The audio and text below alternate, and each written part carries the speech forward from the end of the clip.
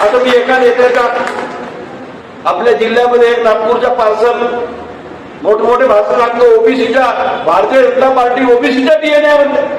अरे तुम्ही ओबीसी साठी काय केलं? ओबीसी साठी राष्ट्रवादी काँग्रेस शरदचंद्र पवार पक्षाचे आमचे नेते शरद पवार साहेबांनी या महाराष्ट्रामध्ये ओबीसीला 27% आरक्षण दिलं. आणि समजा त्यावेळी व्हीपी सिंगाची सरकार पडली नसती, आता 4 वर्षापासून भंडारा नगर परिषदच्या निवडणुका झाल्या नाही. 4 वर्षापासून महाराष्ट्रातल्या स्थानिक स्वराज्य संस्थेच्या निवडणुका का झाल्या नाही?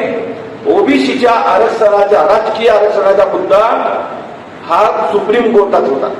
आता तुम्ही मला सांगा, जर त्यावेळी भारतामध्ये ओबीसीचे आरक्षण लागू झालं असता तर सुप्रीम कोर्टात न्यायपालिकेत सुद्धा ओबीसीचे जज राहिले असते. एखाद्या ओबीसीच्या जजकडे हा जर राजकीय आरक्षणाचा विषय गेला असता तेव्हा निर्णय देण्याला 4 वर्ष लागले असते का? नसते लागले. पण आज आपली तिथं संख्या नाही आहे. जसे एससी आणि एसटीचे लोकसभा क्षेत्र आहेत, एससी आणि एसटीचे विधानसभा क्षेत्र राखीव आहेत, तसे केंद्रामध्ये ओबीसीला आरक्षण भेटला असता तर ओबीसीचे मतदारसंघ विधानसभा आणि लोकसभेचे राखीव झाले असते. मग आपल्यावर अन्याय करणारी पार्टी कोणती आहे याचा विचार आपल्याला करण्याची आवश्यकता आहे. मंडळ